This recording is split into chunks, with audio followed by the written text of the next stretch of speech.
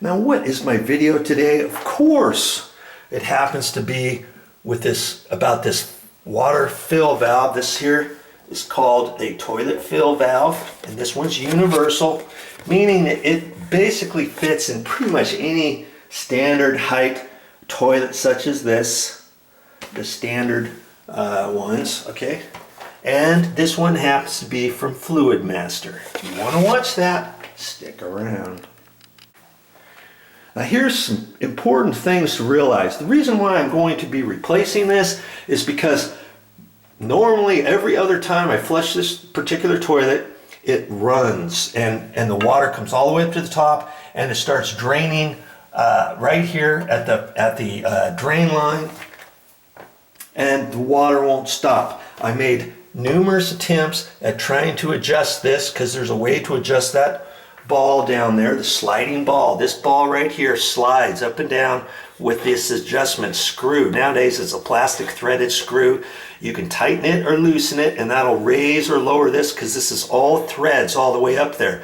So you tighten it, the screw, and this ball goes up. You loosen the screw and the ball goes down, I believe is how that works.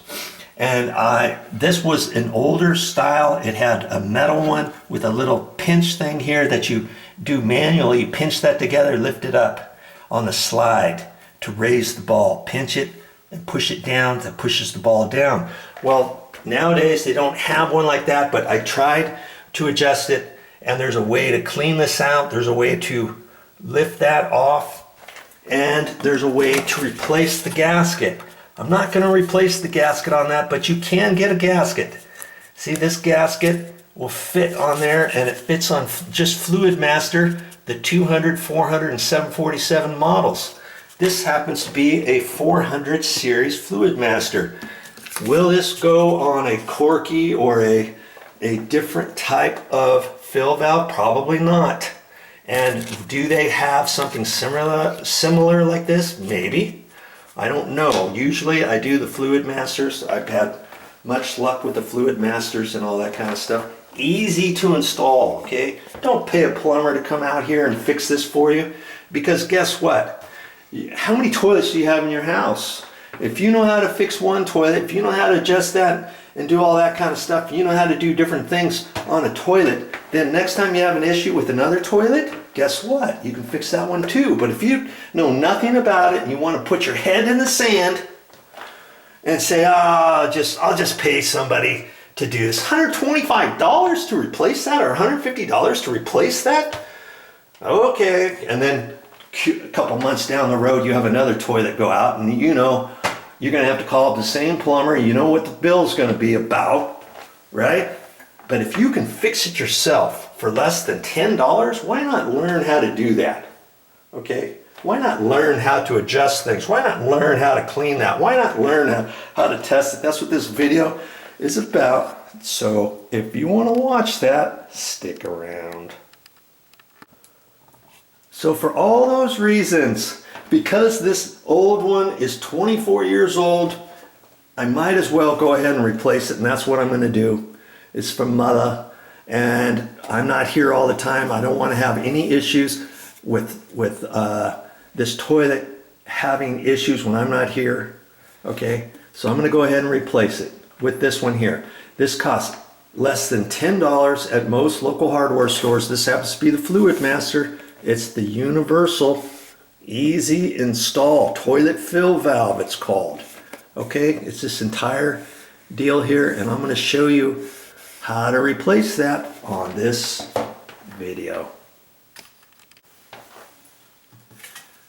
So for that reason, I'm not even going to try to fix and replace the little gasket on the top of that one.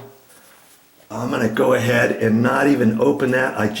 I brought this because if you're having an issue with your old one, and if your old one is less than, say, 5 years old, you can clean it out, and you still have problems with it, maybe you need to replace that gasket. And you can buy those gaskets, and that's like $3.50. But for this particular issue, bye-bye. I'm not using it, okay?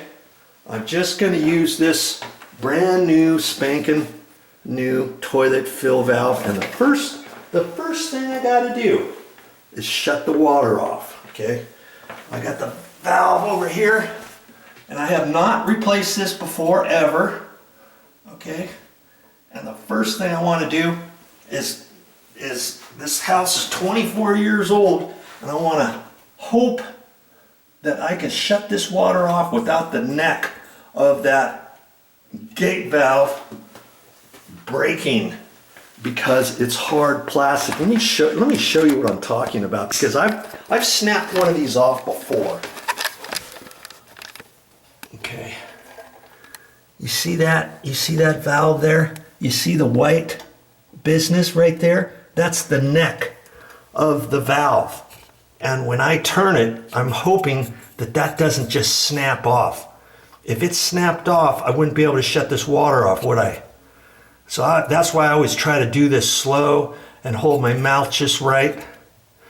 Okay, if that were to snap off, guess what? I'd have to shut the water off the entire house to replace this. Okay, so you might want to check to see where your existing water line is in case that were to ever snap off.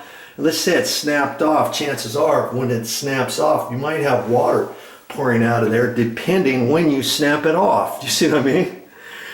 So then I would have to shut the main water off in order to fix this. Okay, I've got it shut off. Okay, and I'm going to flush the toilet now. And to get most of this water down, I'm going to leave the handle up as long as I can, and that'll allow more water to go down. Okay, but it's not gonna drain all of the water. Okay, I've got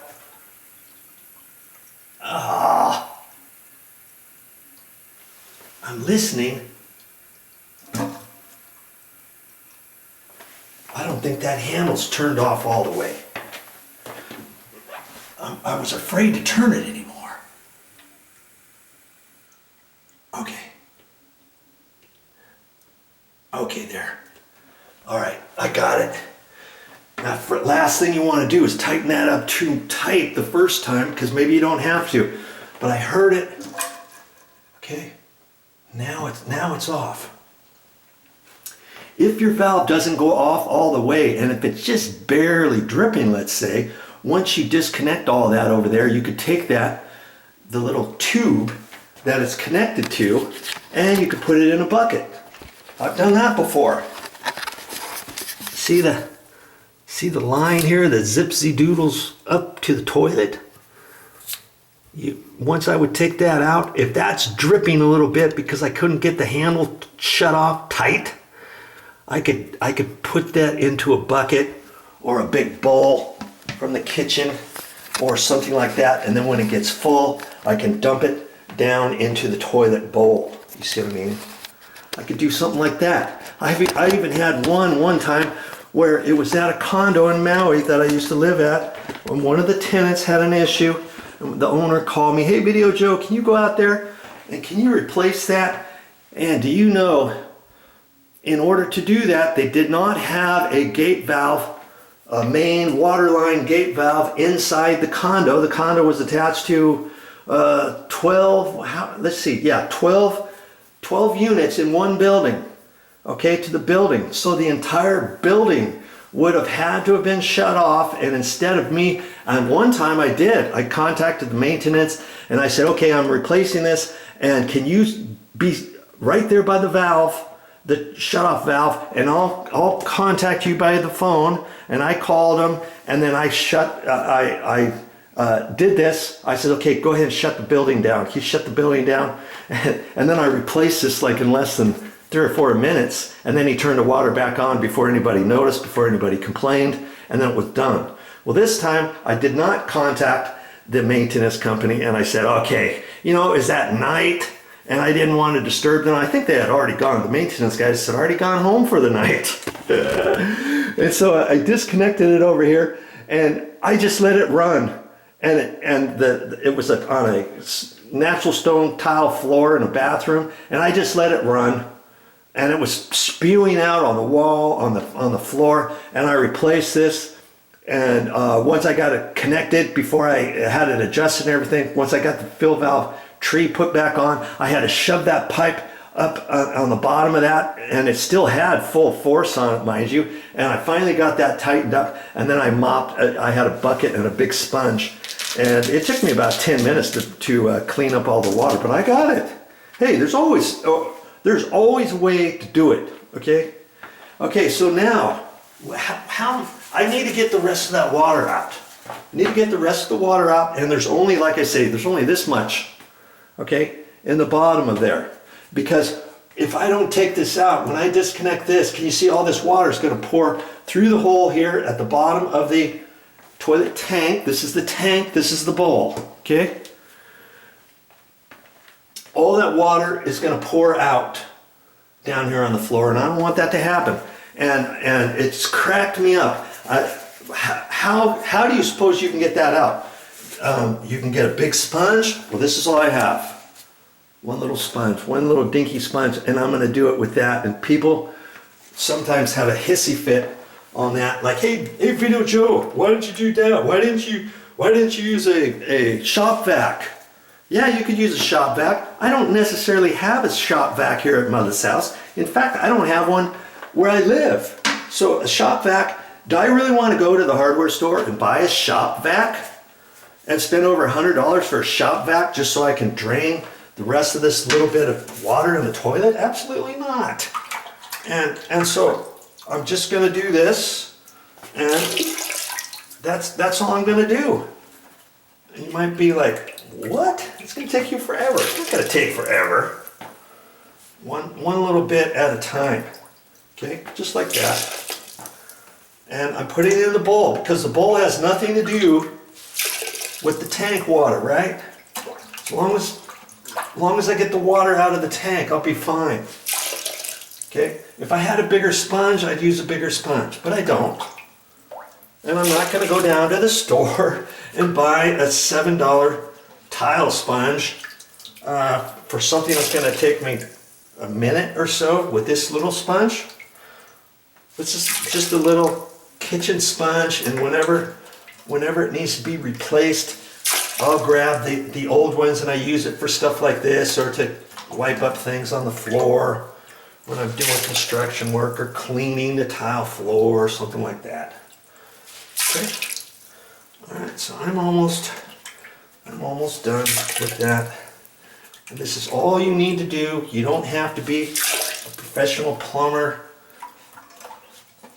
You don't have to have that much knowledge of plumbing, as long as you just watch this video. And incidentally, I've got all kinds of, while I'm doing this, I'll tell you a little bit about some other things. I've got all kinds of plumbing videos, all types of things about a toilet, and all kinds of other things. In fact, I just made a whole video series on how to remove and install a new kitchen faucet. For my auntie, I did that. If you've never done that, that's on my channel.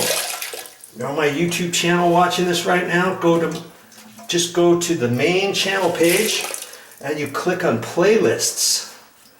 Okay, on the main channel page you'll see an area that's called playlists. Click on there, scroll down to plumbing. And any plumbing video I've got on my YouTube channel should be under plumbing. Okay. Okay, so I'm gonna get in there a little bit more here and wipe up a little bit more, and I'll get right back to you.